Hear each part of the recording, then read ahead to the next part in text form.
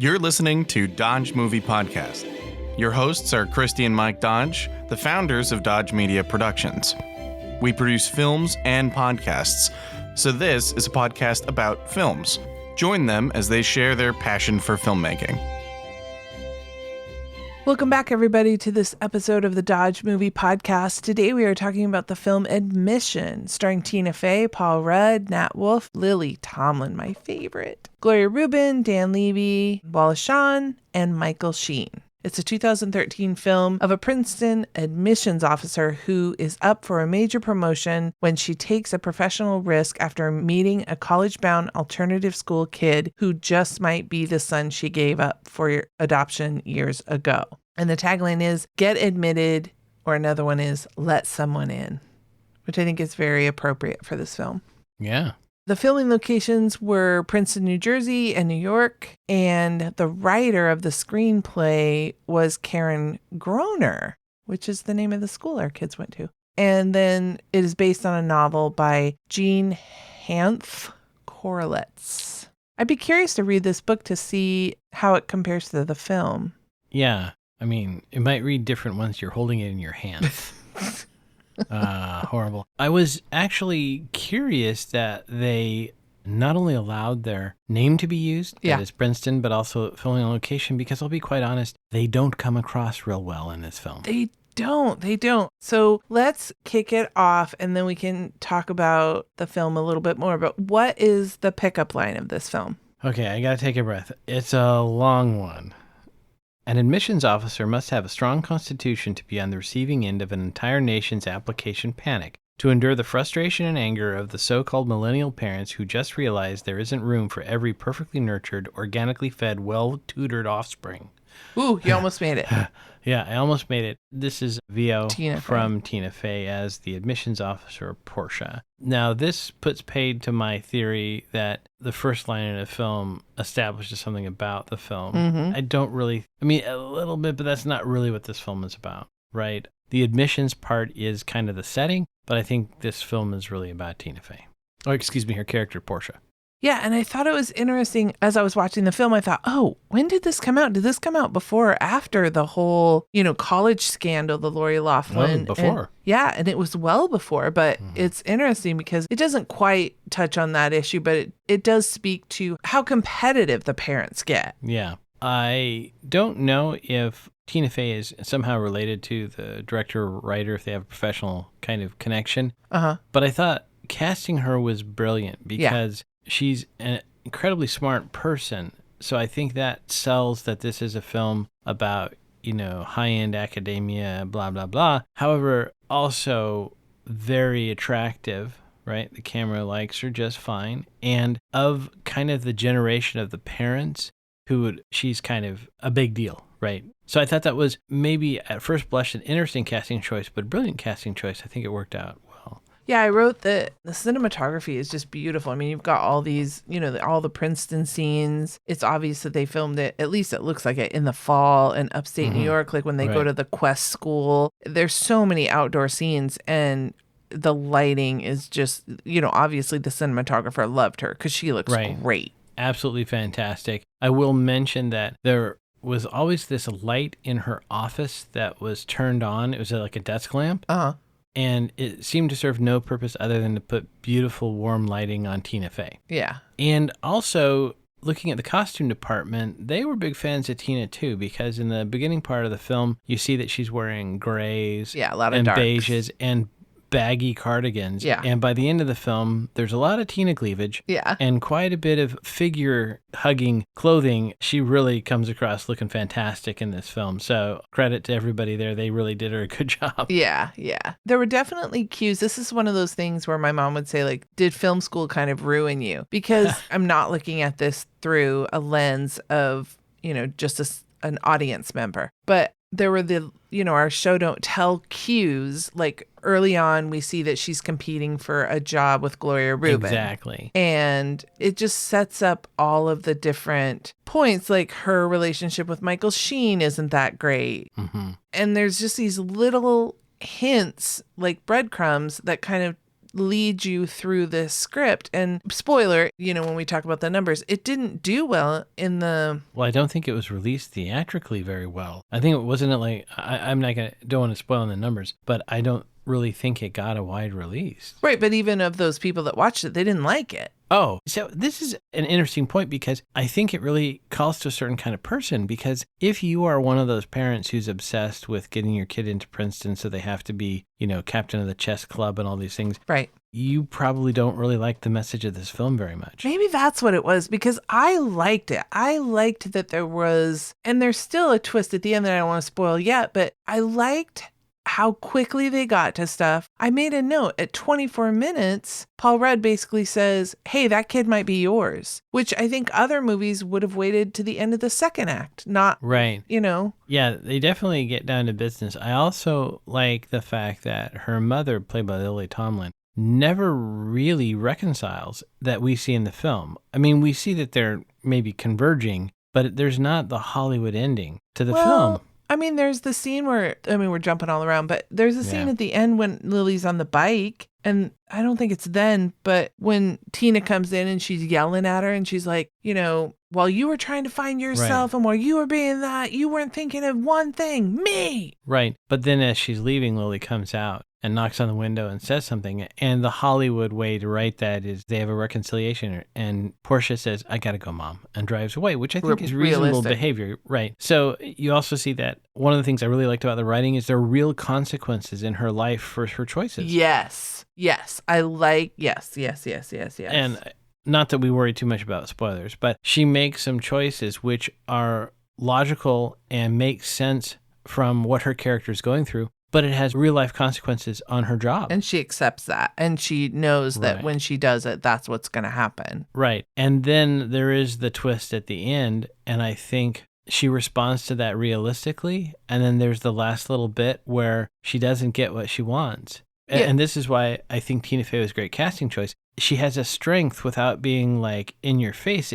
Tina doesn't play this character as a brash kind of person, but she shows a remarkable strength as she goes through this, which of course calls back to her mother's character of being a single mother. Also, the two boys that she meets with Paul Rudd's school, Jeremiah, and then the other kid, Nelson, I think is his name, they're all strong and they endure. And so she is able to demonstrate that trait with the writing being realistic, that you don't always get the Hollywood ending. And so again, that might also be why people maybe didn't respond to it too much, because they maybe didn't know how to process, what actually happened at the film. I do. That's interesting. Okay, so we're just going to talk about the ending, because this is a first in DMP history. What? We did not watch the movie at the same time. Oh, yeah. We in watched preparation for the episode. When we first watched this movie, we watched it together. Yes. But then we did not sit together and watch this film. So oftentimes we will pause. So there is no pause count for this because we did not pause it. So you're getting to hear it live.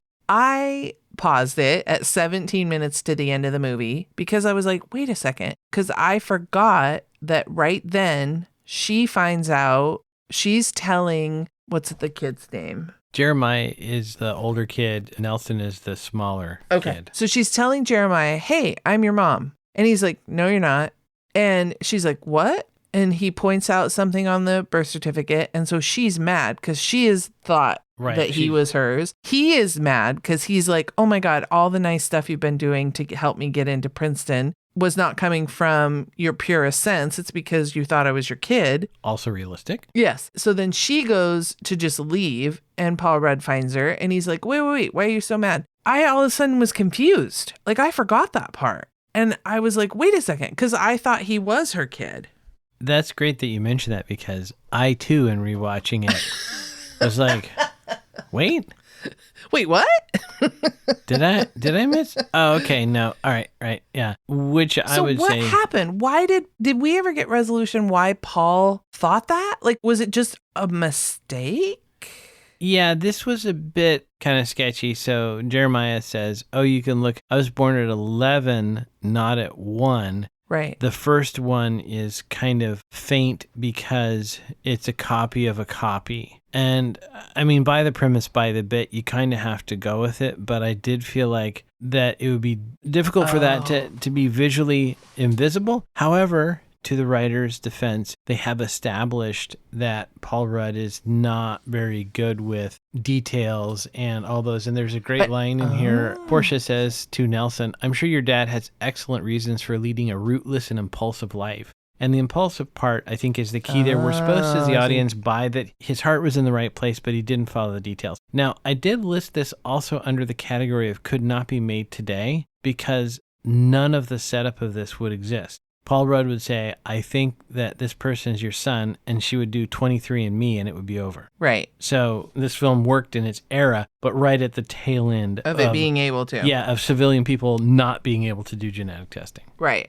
Maybe that's why people didn't like it, because that last 17 minutes, but I was so into it that I was like, okay, and then I was just a little bit Well, as I said, confused. I think that this film is about the character of Portia. It's about her journey and how she grows throughout this entire thing. Mm-hmm. One of the areas in which I thought the writing, as well as the acting, was really well done is there's a bit of a montage where Portia goes on the road trip to all these different schools. It shows her giving the same spiel every time, and the students confidently. Right. Yeah. And she does the thing and everything, and the students making notes and all this, and then she gets to the Waldorf school or whatever it's called. The Quest. Yeah, Quest, which is run by Paul Rudd. Yeah. Rootless and impulsive. Yeah. And the kids aren't writing a thing down. They couldn't care less. And they challenge her. Right. Yeah. And they go back and forth. And then I remember they said something, and then she responds with an impassioned speech about how going to Princeton will allow them to actually do these things that they're proposing. They want to, save the world, whatever. And then Paul Rudd's character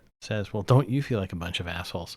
Which I thought was amazing to have an administrator say that to the students. So they set up that she is as neurotic and as upset or hanging on white knuckling it as all the other kids, except now she reaches Paul Rudd and his students, and they've got this loosey-goosey thing. Mm-hmm. And that alone could have been the thing, but then great writing. His son Nelson, his adoptive son, doesn't want that. He wants some stability. He wants, to find that middle ground, which I thought was good writing. And again, I think realistic. I think when Paul Rudd originally says, "Oh, he likes travel," kind of my thought was, well, does he really? And right. And the answer is no, right? Kids who travel a lot sometimes do want to put down roots. So perhaps the faculty at Princeton allowed it to be used in the film because they felt like it ended up at this kind of happy compromise. But I do think that, to me, all those kids who are, joining these 1,000 extracurricular activities, and there's a scene where they go through and they judge them in this kind of like smoke-filled room about who gets in and who doesn't. And it makes that process look so like shallow and banal. I mean, it's just horrid. Mm-hmm. Yeah. That to me does not portray the university in a good light. Yeah, I thought the writing of this, and I have so many examples written down, but the writing of this was so good. And there was this one thing, but maybe they thought it was a little too over the top. It was in that room, and it gets to the point where they're going to be voting on Jeremiah, her proposed son, and she's kind of pitching him, and she feels like she's got a lock because she's already said yes to two people who she wouldn't have said yes to, but she did it kind of as a quid pro quo to the other administrators. Exactly. And she's expecting them to do the same for her, which they disappoint her. And at one point, Wallace Shawn says, "He's just not Princeton material." And I expected her, because at this point, she's been let down by the other administrators. She's really pissed off. And I wanted her to say, "Neither am I." At that realization, like, oh, this institution that I've built up to be this amazing place, the end all be all. But look at what this has brought her. At the very beginning of the movie, we see her relationship crumble completely, embarrassingly. Right. And it's just not who she is. And so I so wanted her to say that line, but maybe they felt it was a little too over the top. Might have been. Now, because this was made in 2013, I did make a note. Is that line a callback to Adam Carolla's Not Taco Bell material? I doubt it. Well, yeah, it could be. Who knows? But I just thought that we kind of were taking a deep dive into the writing, but there was just so many moments where, like both her and Paul Rudd don't like Valentine's Day. And like when she crashes the party, she's acting very maternal to him, asking if he has a toothbrush. There's all these little moments where instead of hitting us over the head with the details, they show it in such a great way. And one of those I thought was really entertaining was the bonsai tree. Oh, yeah. That she so carefully took care of and manicured every single day. And then at the end, when her life is completely, she's lost her job. She obviously had lost her relationship. She didn't get her kid into school. The tree's dead. Yeah, she's clipped black. All of the leaves off of it. Right. It's just a twig. And I thought, oh, that's funny because it's just been this bright green spot on her desk and now it's just black, just like her soul. Exactly.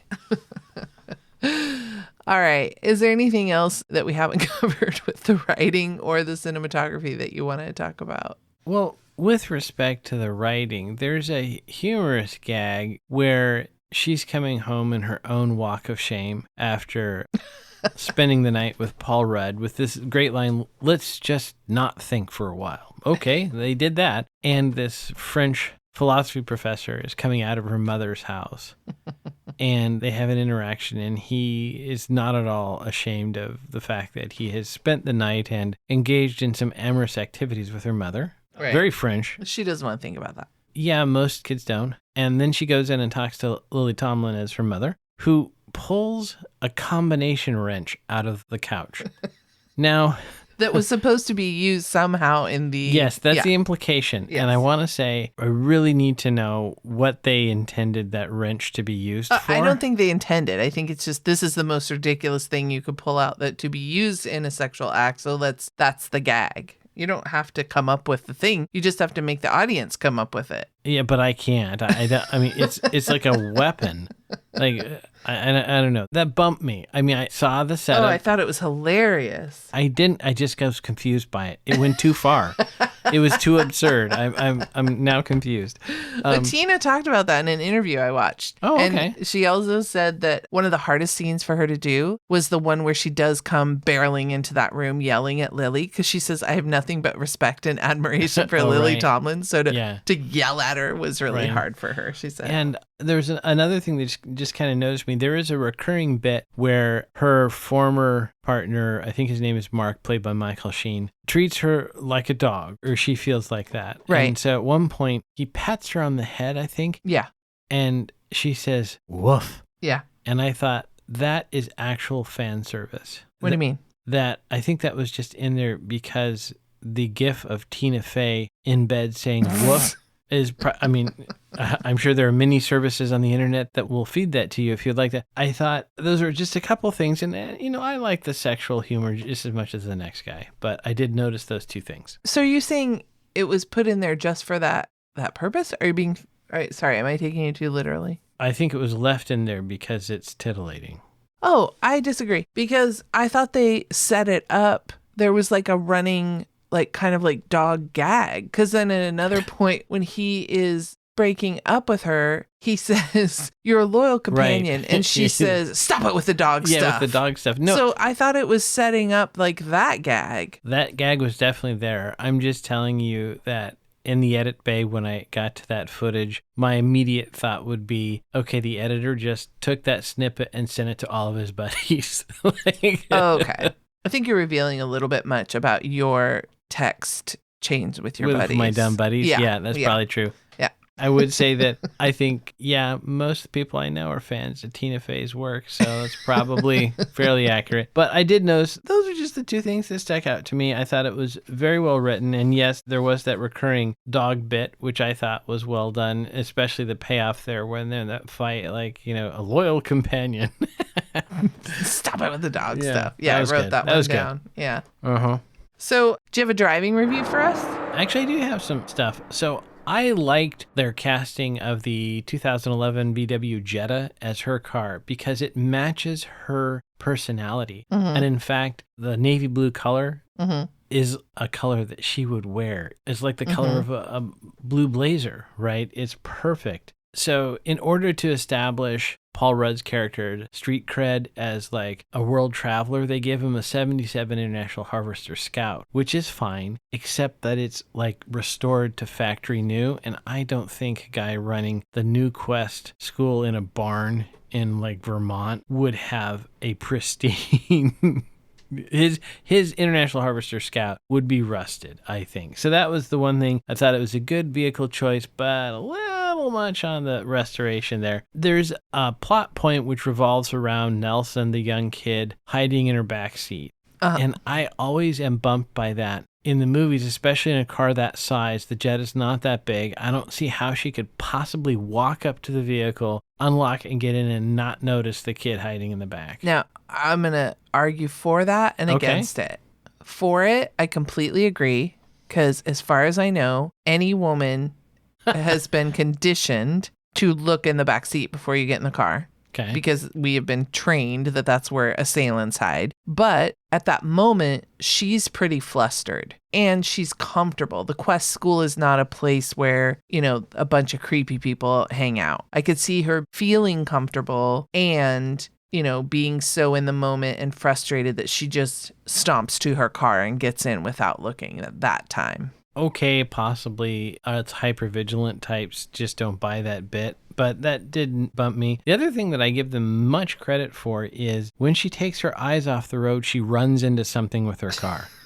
You like that instant feedback? I do like that they showed accurately what happens when you take your eyes off the road. What did you think of the running gag? Because it was Simpsons level of how many times after Michael Sheen broke up with her that she had to run into Michael Sheen and his new pregnant girlfriend. Right. I thought that was actually very accurate for a college town. That it's so small and they work together, basically. She would constantly run into him. And I just love that, like she... Right. I loved that she was just continually irritated, but also that he thought she was still broken up over him and that his new hussy wife was just pissed. Thought that he was trying to, get back together with the old one. I mean, it was great. I thought that worked well. And I think it works because it's a university town. I think if it was Manhattan, it maybe wouldn't play as well.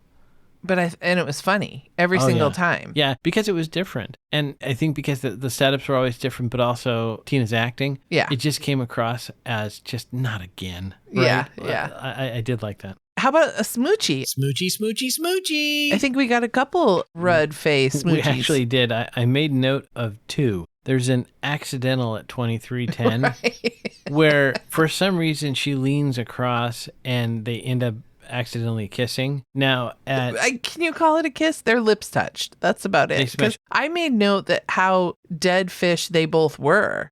Right. Or I guess she was, because did he? Oh, no. That was the accidental one that led to then the real one. Yeah, then 15 seconds later, there was a real kiss. Right. I will say, though, that even though I didn't understand why she leaned that direction, I myself one time got a ride from a friend and... A lady friend? No, it was actually a gent, which makes this funnier.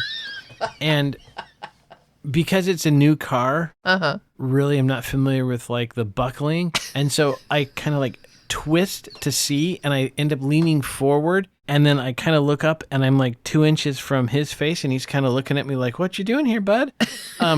And I was just trying to see how to unbuckle the damn thing, but it was super awkward. So that's funny. I thought this was the first time you were going to tell me about a kiss with a boy. No. You kissed a boy and you liked it? Yeah. Katy Perry, actually, she interviewed me before she wrote that song, but to protect my identity, she switched the gender. She's nice that way.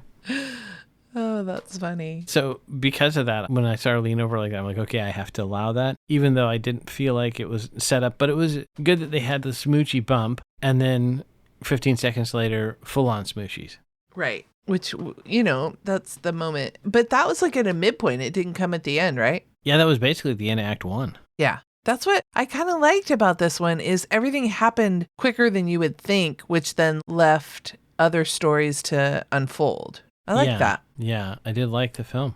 All right. So should we go to the numbers? See how, we already kind of spoiled it, but I'll give you the deets. You want to see the numbers? Sure, we can talk about the numbers. I do have some trivia. Okay. One little trivia thing. Do you want to do that first?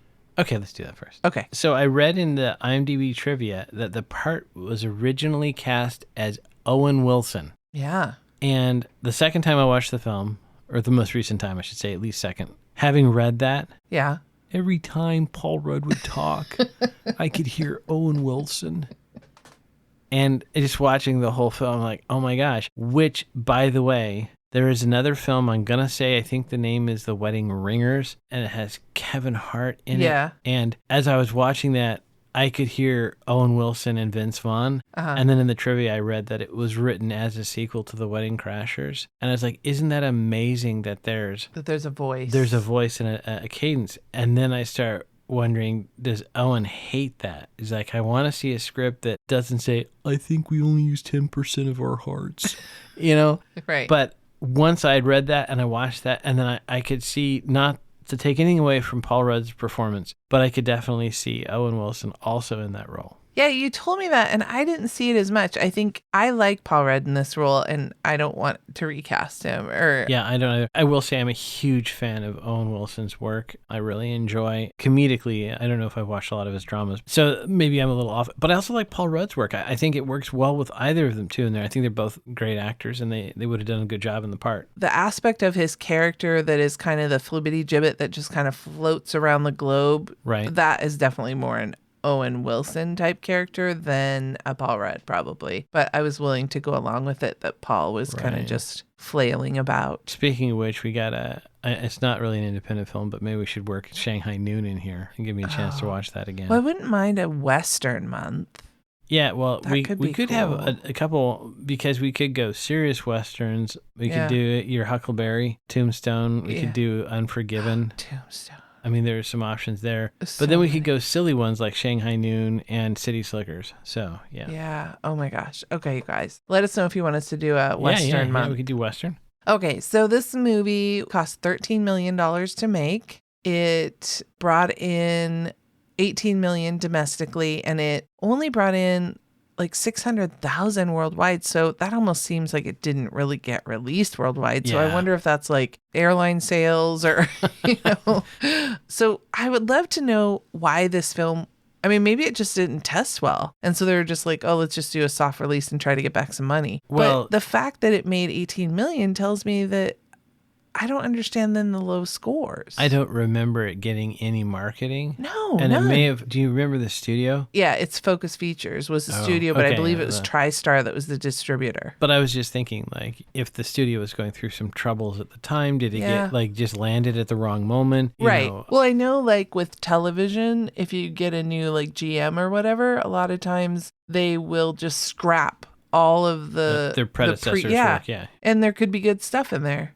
Yeah. So, but I also think that this falls in a weird category because it's not really, highfalutin kind of intellectual, but it's also not just slapstick comedy. Yeah. I think. But I think I like. Oh, that's why I like it. Yeah. But it might have been hard for the marketing team to really advertise it to get people connected. Now, again, from my perspective, when you have Tina Fey and Paul Rudd in a film, that's some name recognition, but it's possible people just didn't kind of know what to do with it. Well, how many of the boxes does this check for a rom-com? So the real question is, I think the setup is all there, except her transformation is not really due to Paul Rudd. He kind of sets it up, but her transformation is her journey with Jeremiah, in my opinion. That's what drives her transformation as a character. Well, I do wonder, do we need to redefine what a rom-com is? Because I do know that actresses are not wanting the male to be the reason that they, or I guess it's just one of the couples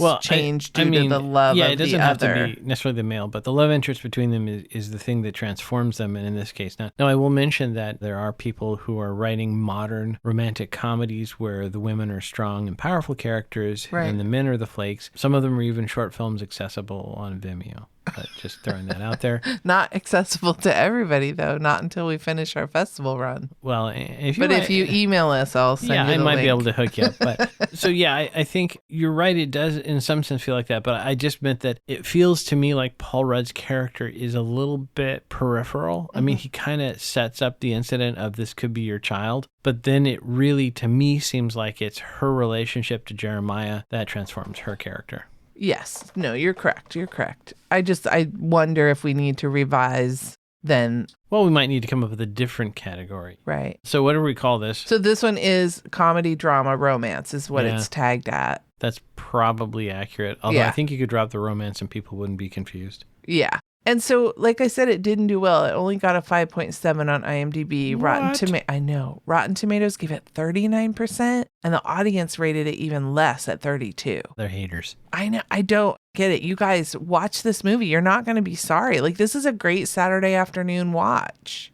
Do you think maybe when they saw Tina Fey and Paul Rudd, they thought it would be pure comedy, like Sisters with Amy Poehler and Maybe. I Love You Man and stuff like that? I want to look back, like maybe what month did it come out? It was 2013. Right. Like, what was it up against? Maybe, Right. Was there big tent poles that it was up against? And so they got the love. I don't know. I don't get it, because this is a sweet little movie. It's great. Mm-hmm. Yeah. It's an hour and 47 minutes. It's PG-13 even. So, like, you could totally watch this with your teenagers. And it's probably a fairly good message. I was just going to say that.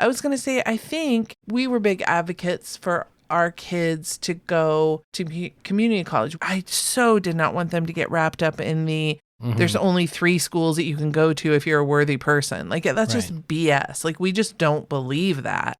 And we really wanted to challenge. Now, I think there are certain careers that maybe an Ivy League school or a big time school is where you should go. But I just hate how crazy we make kids feel that if they don't get into these schools, then they're like not worthy of being a human being. And that I just reject that wholeheartedly. So I feel like this would be a good watch with your high school student or even maybe your middle school student to just say, hey, look, see, it's not all it's cracked up to be. And you can, like Nelson says, couldn't I learn more reading books in my room? And she's like, she had to say, yes, you could. Right. I think if you want to be a professor at an Ivy League college, you should probably attend an Ivy League college first. Right. But other than that, yeah. And the question is, the kids at the New Quest University, they're portrayed as being very idealistic. They want to change the world. And I think there's that fundamental kind of tension between that desire and then is the university system just part of the world that needs to be changed, right? Is it just producing more of the same kind of thing? So from that perspective, I think, yeah, there's value to it if it's watched by families that are going through kind of this whole process of, do I send my kid to college? Do I sign up for $400,000 of debt to get them a bachelor's degree in French literature? I don't know what the answer is for everybody, but I think it's a good jumping off point. And to me, Princeton doesn't come off fantastic, but maybe to other people, they see it differently. And so this would be a good thing. But that's kind of where I get to, is it a little bit more of a thinking person's comedy than just a pure dick joke kind of comedy? Yeah. And I would say it is. Yeah. All right. Well, everybody, that is Admission. It's available on Apple TV, and I apologize. All of our films are pretty much available on either Apple TV or I think the last one is on Showtime. We try to find them on services where you can get them for free, but you're going to have to pay $3.99 for this one. It's possibly available on other streaming sites, but that's where we watched it. So tune in next week where we are going to talk about The Intern with Robert De Niro and Anne Hathaway. It's not strictly a college film, but we kind of picked it because generally when you are interning at a business, you're in college. And so that's kind of the gag with that film. And it's just a fun one that we enjoy. And I do wonder how that one will measure up to this one as far as audience scores and budget, because I feel like they're in a way kind of comparable films. But speaking of Owen Wilson, wasn't he in a film with Vince Vaughn where they were interns at Google? Yeah. Also called something like The Internship or something. This is not that. This is the one with Bobby De Niro and Anne Hathaway. As far as I know, she doesn't sing in this one, but it's a good film. Yeah. So we'll be talking about that one next week. And hey guys, don't forget, Dodges never stop, and neither do the movies.